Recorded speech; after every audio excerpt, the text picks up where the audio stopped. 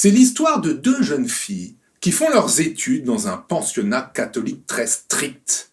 Et rapidement, elles vont commencer par faire des petites bêtises. Mais ces bêtises vont monter crescendo jusqu'à un meurtre. Alors Charles, le réalisateur, on verra qu'il s'est fait connaître plus tard par des films plutôt paillards. Oui, tout à fait. Il s'appelle comment ? Il s'appelle Joël Seria. Il est né en 1936 et a débuté avec ce film subversif, Ouais. S majuscule, Ouais. dans lequel il dirige celle qui est encore, je ne sais pas, sa compagne, Jeanne Goupil. Oui, effectivement, et c'est un film, on verra, qui sort des sentiers battus. Ah oui, oui, oui. Et par la suite, il fera une sorte de série de films, effectivement, paillards, érotiques sur la bonne chair. Je le comparerais à Pascal Thomas, Les Ozos, qui avait fait des films sur l'amour à la campagne. Pierre Tchernia les adorait d'ailleurs, ces films. Eh bien, Seria, lui, il fera des films sur la bonne chair, chair qu'on peut écrire dans les deux sens, avec sa compagne, effectivement. Charlie et ses deux nénettes, très sympathique film, avec l'acteur Serge Sauvion. Si le nom ne vous dit rien, vous connaissez sa voix, c'est la voix française de Colombo. Je suis célibataire, je porte une alliance et je vous emmerde. Les Galettes de Pont-Aven, son film le plus connu, cultissime, avec un Jean-Pierre Mariel absolument génial, un peintre qui dessine des fesses. Elle était belle ta femme? Ouais, très. T'es le genre belle brune bien balancée avec des nibards énormes. Pas comme toi, ma choupette. Je veux dire des culs. Il est beau ce cul, c'est une des remarques. Ouais. Oh, comme il est beau. On dirait un Courbet, dis donc. Quel génie il faut pour peindre ça. Quand je pense que ce mec en a peint des milliers, qu'on l'a poursuivi pour obscénité alors qu'il a peint la plus belle chose au monde, un cul. C'est assez remarquable. Oui, oui, oui. C'est assez remarquable et Marielle est vraiment il est extraordinaire. Puis il continuera sur cette voie avec Marie Poupée, très joli titre, toujours ces jeunes filles bien en chair qui aiment bien la vie, l'amour, pas forcément la mort. La mort, c'est dans le premier. Hein. Oui. Puis, curieusement, ça s'arrêtera plus ou moins net au niveau cinéma et il travaillera essentiellement pour la télévision. Il a réalisé notamment plusieurs épisodes de la série Nestor Burma avec Guy Marchand. Ouais. Alors oui, pour son premier film, il a commencé fort. Alors bon, on l'a compris, hein, plus tard, il s'est calmé. Oui. Mais vraiment, pour le premier film, il a lâché les chevaux et il a choisi de partir d'une histoire qui concerne deux jeunes femmes de 15-16 ans. Je crois qu'ils vont rentrer en terminale. Oui. Et vraiment, il va leur faire des choses, mais alors pour le coup, extrême dans le sexe, extrême dans le satanisme. Alors, Charles, ces deux actrices, est-ce qu'elles avaient vraiment 15-16 ans ? Non, je pense qu'elles étaient un peu plus âgées. C'était assez facile au niveau coiffure, au niveau maquillage, de tricher un peu sur l'âge. En tout cas, elles étaient jeunes, ça, la question n'est pas là. Donc, la plus connue, si on peut dire, c'est Jeanne Goupil, qui doit l'essentiel de sa carrière à Joël Seria, bien entendu. Elle est très bien, surtout dans les scènes extrêmes, effectivement. Sa partenaire, c'est Catherine Wagner. Alors attention, Wagner, pas Wagner comme Richard, Wagner, qui elle est un peu moins connue, qui tournera par la suite également dans le cinéma, un cinéma érotique, mais un cinéma érotique, disons, de bas étage. Oui. Michel Vocoré, Max Pécasse. Voilà. Alors malheureusement, hein, cette femme a suivi un chemin qui est un petit peu triste, hein, et c'est pas la seule, hein, des femmes comme ça qui ont commencé par des rôles extrêmes et qui se sont retrouvées enfermées dans une étiquette un peu de femme facile. Hein, c'est jamais bon et ça termine jamais bien.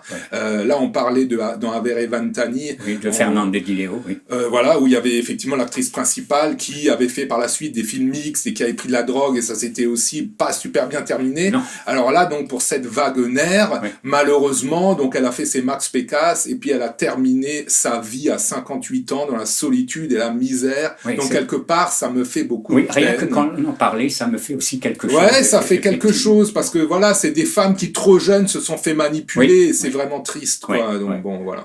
Et juste un mot rapide sur le reste de la distribution. Bon, c'est vrai que c'est les deux qui dominent, mais il y a des acteurs convaincus et convaincants plus ou moins et confirmés. Bernard Desrand de la Société française, de la Comédie comédies françaises, qu'on a vues dans Le Comte de Monte-Cristo de Claude Autant-Lara, dans Le Capitaine Fracasse, etc. Souvent des films à costume. L'acteur suisse Michel Robin, Véronique Silver, qu'on reverra dans Noces blanches, dans La femme d'à côté. Voilà, ils font leur job. Oui, bon, alors voilà, c'est pas un film de direction d'acteurs, c'est pas un film qui va rester dans l'histoire du cinéma parce que les acteurs sont fantastiques et les dialogues extraordinaires, c'est pas ça. En fait, le film, il reste dans l'histoire du cinéma, il est devenu culte par l'enchaînement de l'histoire, par ce qui se passe, et ce qui se passe, c'est vraiment très, très, très dérangeant. Oui. Alors, pardon de te couper, tu as suivi quelques interviews ou... Sur Internet, sur Internet de Joël Seria. Il y a beaucoup de choses à dire que j'ai appris de Joël lui-même ou que j'ai appris simplement en tapotant un petit peu sur le net. Là, vraiment, on apprend beaucoup de choses. Et surtout, en regardant le film, on se rend compte que ce film a inspiré. On se rend compte que ce film a lui-même été inspiré. Ah bon? Alors, il y a vraiment une connexion avec l'Italie qui est très, très, très forte. Et je n'étais pas du tout étonné en l'entendant parler que ces références sont les grands réalisateurs de la satire italienne. On verra par la suite que Marielle, il a essayé vraiment d'être à la hauteur des grands comiques italiens. Gassman, Ugo Tonassi, Nino Manfredi. Oui. Voilà, c'est ça, les satires italiennes. Il a essayé de reproduire ça avec beaucoup de réussite. Et pour moi, Marielle, c'est un des plus grands acteurs français et de loin, donc il est époustouflant. Mais là, pour ce film, on n'est pas dans la comédie. On est vraiment dans quelque chose d'assez terrible, puisque l'inspiration de ce film est un fait divers déjà qui est assez horrible et qui a aussi inspiré plusieurs années plus tard Peter Jackson. C'est l'histoire de deux jeunes femmes qui se sont réfugiées dans leur imaginaire et qui ont terminé par tuer la mère de l'une d'entre elles à coups de pierre. Absolument. C'est le film Créature céleste. Voilà, c'est le film Créature céleste. Alors, notre Joël Seria a vu un article dans le journal, ça l'a marqué, et en fait, il a fait un mixte entre ce fait divers et son histoire personnelle. Et son histoire personnelle, c'est une histoire qui a aussi débuté dans un pensionnat catholique très strict.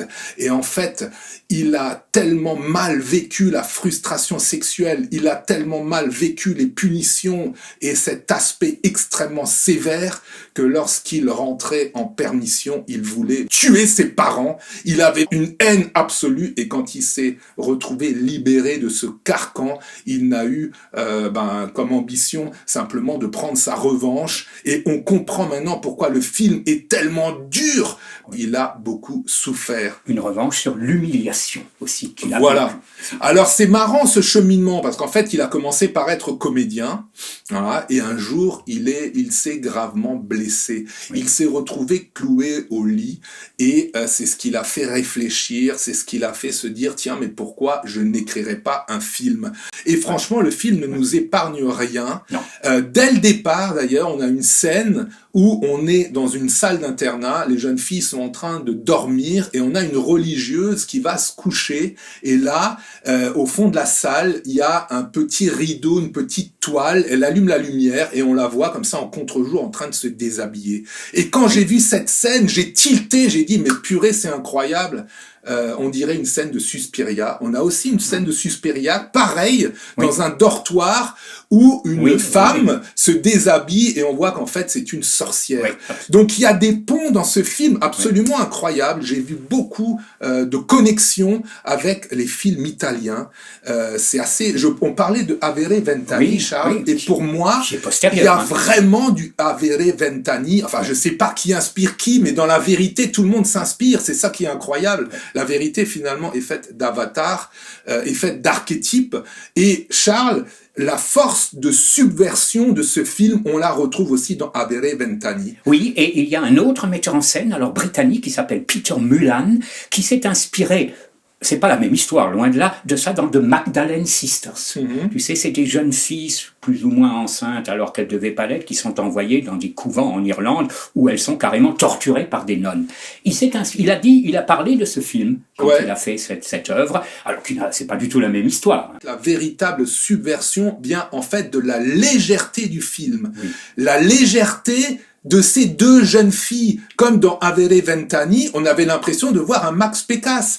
Et là, Oui, voilà, on a l'impression, souvent, de voir un Max Pécasse. Exactement, j'allais dire ça. C'est effectivement, oui. On parlera de la musique. La musique, Oui. c'est pareil. On a une musique très très légère, une musique un peu enfantine. Oui. Et on a ces deux jeunes femmes très guillerettes qui font des choses abominables avec le sourire. Et la véritable subversion, elle est là. Elle est là, oui. Elle est dans leur légèreté, dans leur gaieté. Ça, c'est très vraiment fort, du oui. génie. Absolument, oui, absolument. Oui, tu parlais de la musique, c'est quelqu'un qu'on ne connaît pas, Dominique Ney. Elle est correcte, hein. Elle est très intéressante par rapport à... Oui, elle colle bien au film. Hein. Comme dans Avere Vent'anni, la musique collait très bien. Ouais, voilà, très bien c'est au une film. musique légère qui marque bien comme ça ce décalage avec une vérité totalement subversive. Oui. Utile de préciser, Charles, Oui. que la compositrice, puisque c'est une compositrice, femme, oui, c'est une on femme. la voit dans le film. Oui, j'allais le dire, elle fait partie de la distribution. Un mot sur Marcel Combe, le directeur de la photo. Alors, je dirais que c'est un film qui ne va pas rester dans l'histoire du cinéma pour ses qualités de jeu d'acteur et pour sa technique. Oui. Mais bon, pour ça, il faut faire un petit passage sur la genèse et la production de ce film, qui, vous le comprendrez bien, ne s'est pas fait avec moult argent. Bien sûr que ce sont des parcours très compliqués. Hein. Il a expliqué, le réalisateur, que il a envoyé son scénario au CNC, et le CNC lui a dit, écoute, Simon Coco, si tu fais ce film, il sera interdit. Eh ben, il l'a quand même fait, il a quand même réussi par vraiment des petits... quand il allait tourner dans une église, il montrait un faux scénario, enfin bref, il s'est arrangé pour quand même faire le film, et à la fin, il était interdit pendant 8 mois. Mais ça, on s'y attendait.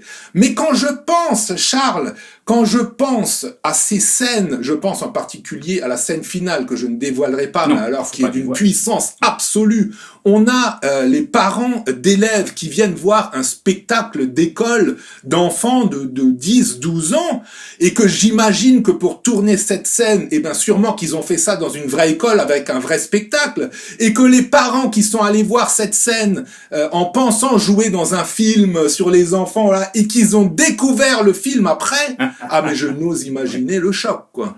Ouais, absolument. C'est même incroyable. Ouais, c'est incroyable. C'est ça, vraiment, c'est fou. c'est vraiment incroyable. Oui, je parlais du directeur de la photo parce qu'il n'a pas fait carrière.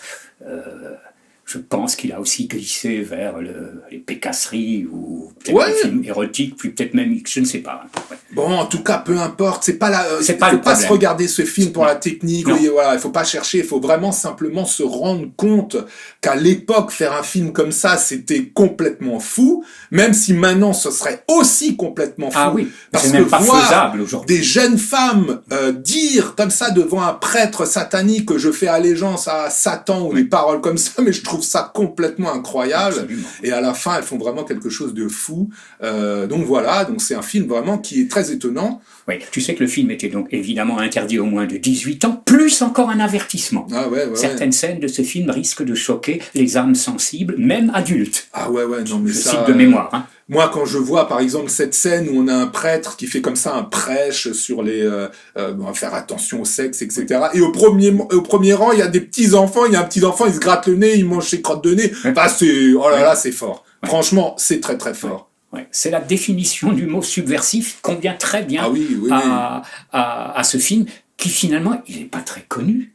Non, il n'est pas connu du tout. Je disais qu'il est culte, mais il est culte évidemment dans un petit rayon de cinéphiles ou de personnes. D'ailleurs, je ne pense pas qu'il l'intéressera un large public. Autant les Italiens avaient ce savoir-faire, parce que quand même, il y avait une technique qui était plus puissante, et il y avait un recul qui était plus fort, il y avait une expérience qui était plus puissante. Oui. Là, ce film-là, c'est un premier film. Voilà, donc et puis après, on voit qu'il s'est assagi. Oui. Donc voilà, donc c'est pas un film qui intéresse beaucoup de gens. Par contre, les gens qui sont intéressés par les films, comme dit, fantastiques, les films extrêmes, on trouve des touches.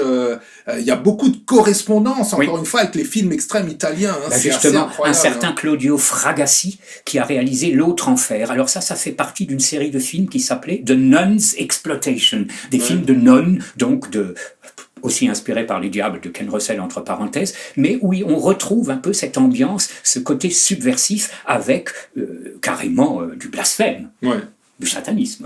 Oui. Donc voilà un film qui vraiment sort de l'ordinaire. Il ne plaira pas à tout le monde. Ça, c'est le moins qu'on puisse dire. Hein. C'est pas le but, c'était d'ailleurs pas le but. Non, Est-ce qu'il a marché quand il est sorti? Alors... Disons qu'il marche mieux maintenant en Voilà. sortie DVD, puisque Et voilà, sorti en comme Blu-ray aussi. il y a un aspect film culte qui fait que en Angleterre ou je sais pas, Ouais. ou au Japon et tout, ben forcément les gens comme nous, on va dire, se précipitent dessus. Mais je pense qu'à l'époque, déjà comme dit, ça concernait quand même très peu de personnes, déjà interdit moins de 18 ans, Ouais. etc., etc. Donc il a sûrement fait son petit bonhomme de chemin. Mais je pense que c'est beaucoup plus maintenant sa sortie en DVD qui ramène des sous que la sortie cinéma de l'époque. Hein. Oui, il y avait quand même, donc, dans cette période, dans le cinéma français, une certaine audace. Pour pas dire une audace certaine, parce qu'il y a d'autres films, oui. je pense à La Rose écorchée de Claude oui. Mulot, qui ne pourrait plus être fait aujourd'hui. Alors, le réalisateur l'a très bien expliqué dans une interview. Il a dit qu'en fait, le problème qui a complètement tué le cinéma, c'est les coproductions avec la télé. Exactement. Et que pour avoir des sous, maintenant, il faut se faire coproduire par la télé. Ouais. Et la télé, ils ont une espèce de cahier des charges où dès que tu sors un peu des sentiers battus, et ben, ton scénario, tu te le Et il faut mets, passer le film en prime time. Même voilà, si le prime time est maintenant 21h15. Voilà, ce qui explique pourquoi l'audace du cinéma, franchement, a fondamentalement baissé. Alors, merci Canal+. Hein. Absolument, oui. Voilà, Absolument. C'est comme ça. Ouais. Donc, mais ne nous délivrez pas du mal, très joli titre, enfin joli, qui convient parfaitement à cette histoire. Je terminerai juste par une dernière question. Est-ce qu'il y a un peu d'humour dans le film, d'après toi ? Parce que tu sais, souvent, dans les films d'horreur, qu'est-ce qu'on met dans les films d'horreur un peu pour ce que la Hammer a toujours fait, par exemple, pour apaiser un peu, on met un personnage un peu rigolo, un peu débile. Alors Charles, là c'est pas un film d'horreur traditionnel, Non, c'est-à-dire que les films d'horreur ont un côté sombre qu'il faut rééclaircir avec de l'humour. Oui. Mais là, en fait, on l'a dit Charles, le film est lumineux. Le film se passe en plein jour, dans la campagne, c'est Guilleret, voilà. Et puis ils font des petites balades et tout, donc il n'y a pas d'humour, parce que le film est déjà léger. En fait, c'est ça qui compenserait l'humour, si on veut parler d'humour. Ouais, c'est ça, c'est la force du film, c'est comme Abele Ventani, c'est un film très Guilleret, c'est pas un film marrant, il n'y a pas de scène d'humour, par contre, l'ambiance est vraiment bucolique. Oui. Et c'est ça qui fait encore plus le contraste avec les actions qui sont faites dans le film. Absolument, absolument. Oui. Donc, mais ne nous délivrez pas du mal, je le dis encore une fois, nous, on a assisté à un grand moment de cinéma. Ouais. Et de réflexion. Mm-hmm. À voir. Même à revoir. À bientôt.